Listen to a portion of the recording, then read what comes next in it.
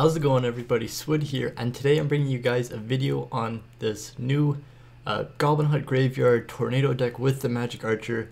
So the Magic Archer just came out with its special challenge. It's not officially out, but it's a really interesting card. So there's a deck. We're going to hop into a replay as I talk. So it's a very interesting card, sort of similar if I had to compare it to like a mix of like an Ice Wizard and a Princess. It has a super long range, a 7-tile activation, which is more than a Royal Giant, which is 6.5, and then the projectile goes 11 tiles, so it shoots farther than a Princess if it's locked onto something. So this allows you to like chip the tower if there's a troop like walking up, like if there's P.E.K.K.A. right there, if it kept walking up, I could play Magic Archer at the bridge and I'd be able to snipe it. So it's a really interesting card. We haven't really figured out, like, and no one's really figured out how to use it perfectly, but it's sort of in the role of an Ice Wizard. I feel like it does really well with Tornado because it's like a projectile, like an Executioner. So it's a really interesting card. We're still trying to learn it. This is like an updated version of the Ice Wizard Tornado Goblin Hut Graveyard deck. So I like the Baby Dragon in this. It gets some good value. I'm going to show 3 different replays, and I'm going to show like different keys in each replay. So make sure to stay tuned for all 3. I believe Mike tomorrow, if you guys are watching this on the day it's uploaded, will be uploading Becoming the Pro, and then the next couple of videos will just be focused on the Magic Archer since it's a new card, and just trying to show you guys everything we learn about the Magic Archer. It's a really interesting card. If you guys didn't see OJ's video, Orange Juice, he did like a breakdown on how to use it and how to counter it. If it's left alone, it gets 500 damage. Every hit does 96. If you stop it, or if you tank it with an Ice Spirit, it will only get 1 hit for 96 damage. You can activate King Tower with it multiple different ways, with like Ice Spirit Tornado, or like Skeleton's Tornado, or something like that. Ice Golem also, so there's lots of cool ways to activate King Tower. And it's also really interesting against a Goblin Hut. You can like time it, so the first Goblin that spawns out of the hut, you can time it, and like if you angle it properly, it will be able to chip the tower twice, and then it will completely take out the Goblin Hut, and then walk over and still do damage to the King Tower, or to the Princess Tower. So it's an insanely high skill cap card. Like, you're going to be able to get insane chip with it off at the bridge. So I'm excited to see how this card's used in the future. I'm a really big fan of the card, just trying to figure out where it fits best, because it's like a little chippy. So that was a little background about the card. If anyone has great decks, let me know, because I'm definitely still trying to learn. But back to this replay. So we're a little aggressive in this game so far, if you guys were watching the gameplay really hardcore, but right here we're going to be able to get a nice graveyard off. He tries to defend it with his P.E.K.K.A. And we're going to be going into a 2-tower, like a 1-1 situation, which ideally is not what you want to be doing with a graveyard deck. But we're able to just get value with the Goblin Huts and the Baby Dragon. So how Goblin Hut Graveyard works, for those who haven't watched our previous videos, is you have your Goblin Hut and you have your graveyard, 2 cards that are really weak to poison, or like countered by poison, but the strength and numbers, they can't poison both of them. So you play your Goblin Huts. If they poison them, then you play graveyard. But if they hold their poison knowing that you have graveyard, and like poison's the best counter to graveyard, then they just let you stack up Goblin Huts and you'll be able to win like that. So you'll see some of the replays that we play Goblin Hut Graveyard, we're going to be getting like 3 Goblin Huts up, and it's just going to overwhelm them because they never poison them. But there's the other people who will poison like a single Goblin Hut, and then we'll just keep on graveyarding those people. So it sort of depends. Like, this guy's poisoning here, so I'm looking for an opportunity to graveyard. I won't necessarily do it all the time, because it depends. Like, I don't want to overcommit, but here I just end up playing another Goblin Hut because he doesn't have poison anyways, so he won't be able to poison this. But it's just, in theory, it works out pretty well. Like, if you have a good setup, you can Ice Golem graveyard, they won't have their poison in hand, and you're able to get like a good value poison on their minions or something if they play minions. So here we get a nice graveyard in, and pretty solid damage. And you see here, we're just poison cycling out with the graveyard, and then also just cycling our own Goblin Huts. Again, Goblin Huts are insanely strong.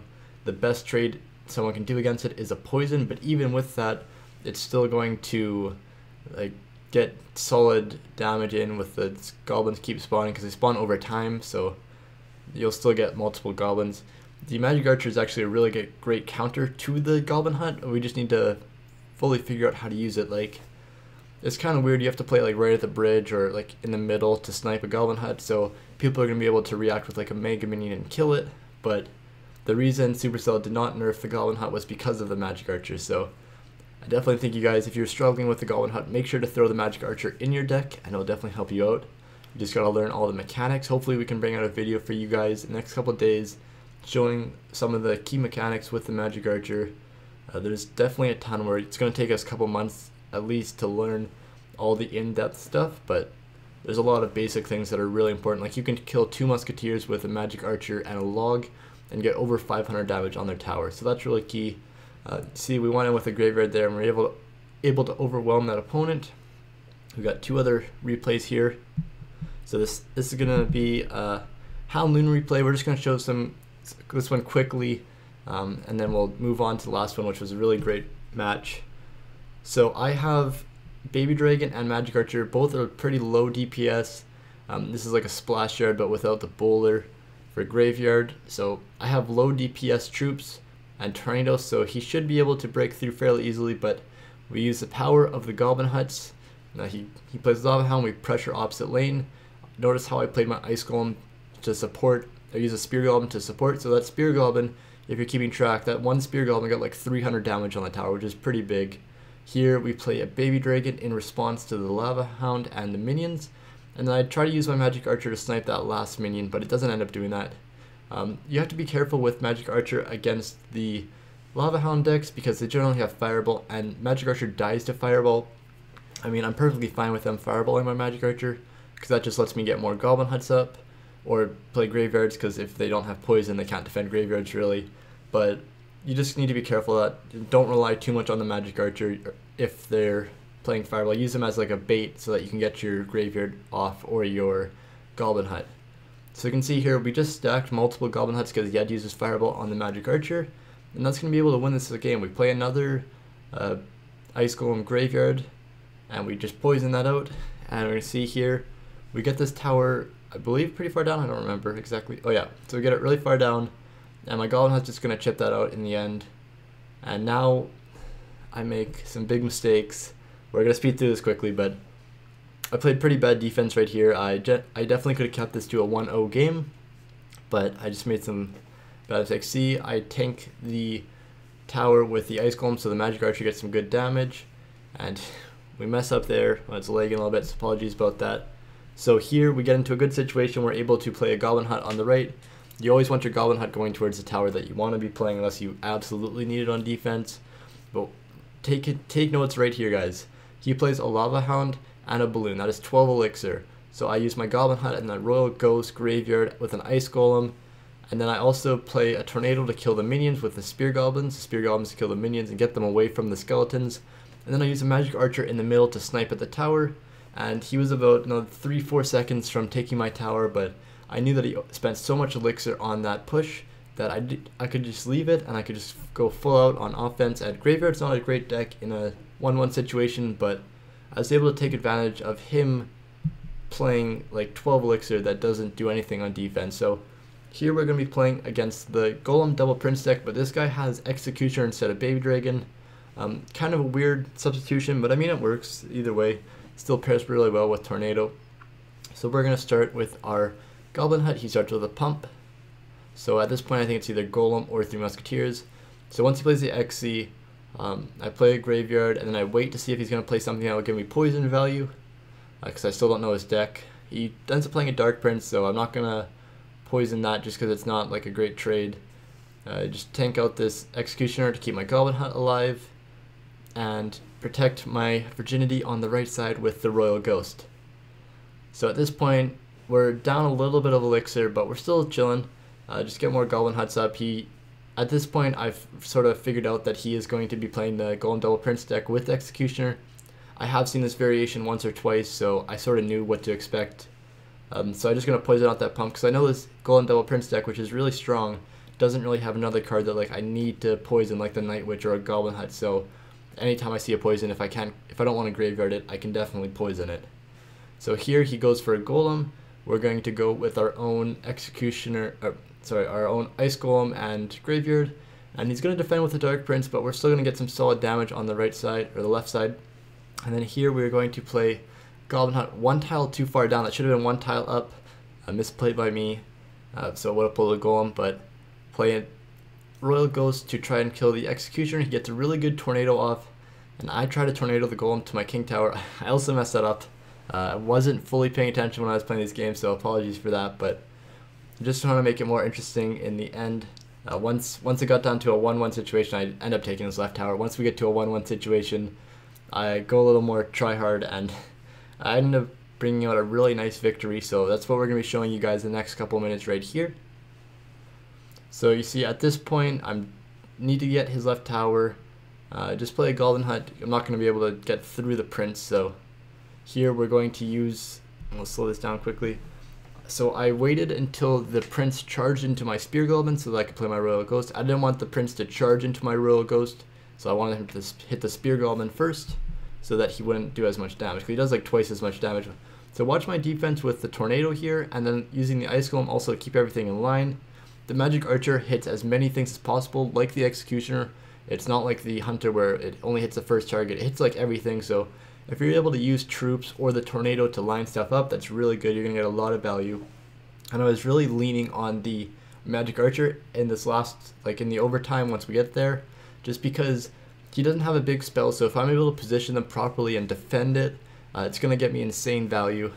So we end up taking that tower, we play a Royal Ghost, and then we just play a Magic Archer with an Ice Golem. Remember, protect that Magic Archer, especially because he doesn't have a big spell. We're going to play a Goblin Hunt to make sure the Golem doesn't walk to our tower. It does insane damage when it's punching the tower with its, or headbutting it, whatever it does, and then the death damage too. So we play a Baby Dragon and then a Royal Ghost here, and he's trying to Tornado so that he'll kill my his Executioner will kill my Magic Archer and also hit the tower, but basically just tanking it, so he wasn't able to do that. We get some good chip off right here with the Magic Archer, and he plays a Prince in the back. So this actually, for some reason, he's scared of my push, and he started pushing on the opposite lane. His push is, it's not like the Hound Moon where like I can just ignore his push and I'll be able to go all in and take the tower before he can. He has double Prince. They charge, they do insane damage. They're not really slow like a Lava Hound. So he should be trying to pressure me, make me play the left lane. But he's letting me play in the right lane, which lets me build up Goblin Huts and let me get occasional chip on the tower. If he commits with a Golem, I'm going to be able to go all in, and that's when I'll take the win if I do. So here we'll play a Goblin Hut. Unfortunately, the Dark Prince splashes on it, but we're still chilling. Just play a Baby Dragon and then a Royal Ghost. Basically, the main thing is just cycling like my Ice Golems and my Royal Ghost so that I can keep the Princes at bay, because those are really what's going to hurt me. Get some good chip off with the Magic Archer, let the Mega Minion go, I don't really worry about it. Here we're just going to poison chip him out, because I'm not going to really get a ton of damage with a Graveyard, especially like through a Golem, so we're just going to leave it here. You can see he's starting to build those massive pushes, get the Goblin Huts going. Try to kill the Executioner with my Royal Ghost, and then throw another Baby Dragon in there, plus a Tornado. See here, I'm instantly hovering the Ice Golem. I definitely want to be using my Ice Golems to tank. Let my Goblin Hut, let my Tower, let my Baby Dragon do a lot more damage, especially the Magic Archer also when you have that alive. So here, again, I believe it is poison. I should have poisoned a lot sooner, so that was not the greatest poison, but try to keep this Magic Archer alive again so it can do insane damage. We both end up tornadoing here. And do I take out that Executioner? I do not, so I have to play a Baby Dragon here to take out the supporting units. And then he plays a Prince. I don't have enough elixir for the Tornado or like an Ice Golem at hand, or also the Royal Ghost. So he gets my tower super low here. We got a Tornado, everything back. And this is a situation where like, okay, I need to go in or I'm going to lose. For some reason he plays a Golem super far back, and this is my chance. Okay, I got to go in. So I don't want to play my Baby Dragon on the right side, because it's just going to run into the Golem. So what I'm going to do is I'm going to ideally get the Ice Golem as soon as it's walking over the bridge, and then I'll play my Graveyard, but that's not my big issue. I don't want to leak. So as soon as I hit 10 elixir, I'll play my Graveyard, and then I'll throw a Baby Dragon in the middle, and we'll go from there. So we play our Baby Dragon, then we end up playing a Royal Ghost to take down the Executioner. We want to keep that Baby Dragon alive as long as possible, and he tries to tornado it, and the skeletons overwhelm him. So he invested his elixir into a golem, and that's when we punished him. Notice we got into like a 2-tower game, or like a 1-1 situation against all 3 of those matchups, and we ended up winning all of them.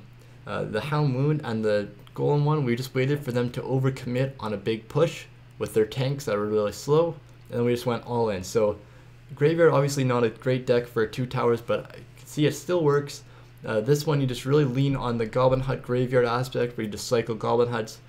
But you're going to be getting a lot of value with your Baby Dragon, your Magic Archer, with Tornado. So make sure to keep those cards alive. Use your Ice Golems to keep everything going. You don't want them to take down your Goblin Huts or your Magic Archers. Those are what really is going to win you the game over time. So I hope you guys enjoyed this video. Make sure to show some support. Subscribe to the Swood Army. We'll be showing a lot more content of the Magic Archer in the next couple of days. It's an insane card. Hope you guys enjoyed this. Have a great day.